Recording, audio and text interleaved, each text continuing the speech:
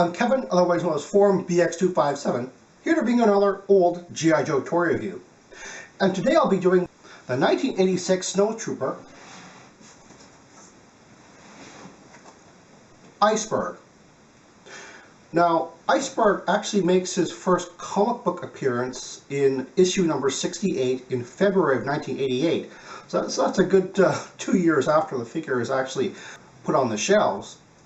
And he also makes more appearances in G.I. Joe Special Missions that he does in the main comic book.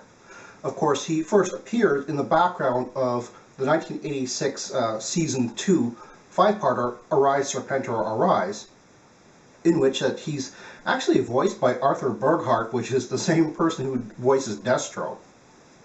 Iceberg is a really well sculpted figure. As a matter of fact, I really like his sculpt and the sculpt on his face, which has a really good expression on it. It's sort of an aggressive look on him, but it's not that over-the-top angry look which some figures would have, which tended to look kind of a bit goofy after a while.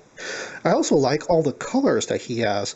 Well, the paint job is actually really nice, and you're probably wondering why I'm even pointing out the paint job, as I don't normally do that.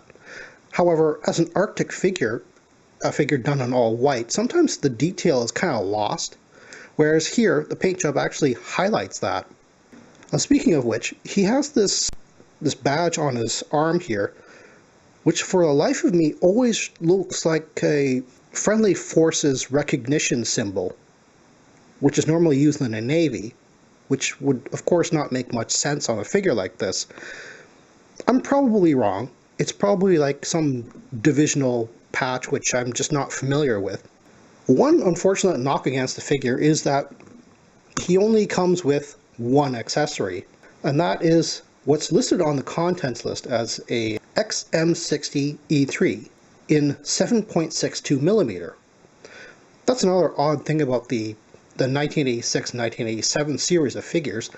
They would actually start to list the caliber of the weapon as well.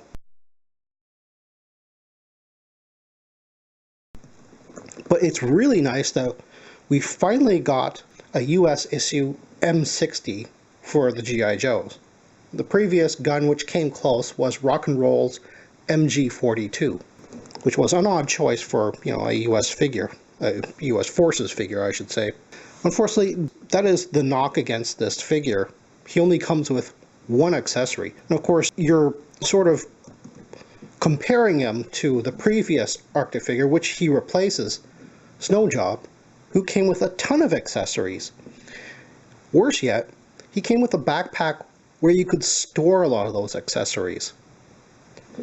Iceberg, well, even though he comes with only one accessory, there's still stuff you can do with it, like molding a strap onto it so he could store it, or going that extra mile and maybe molding a back peg onto it, seeing as it's so big.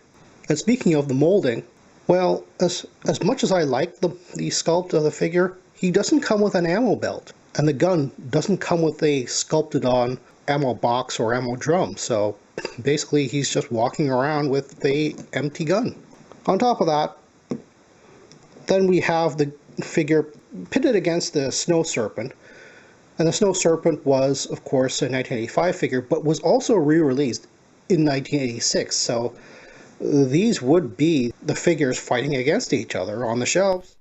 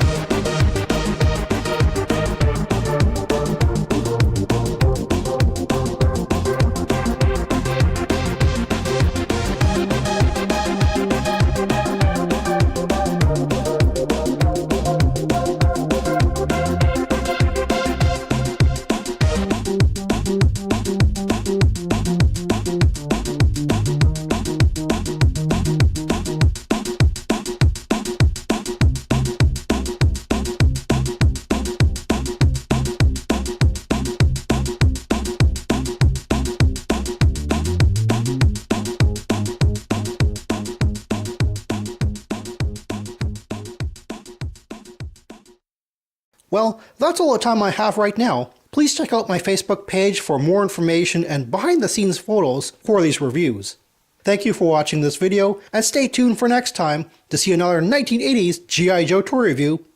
See you then.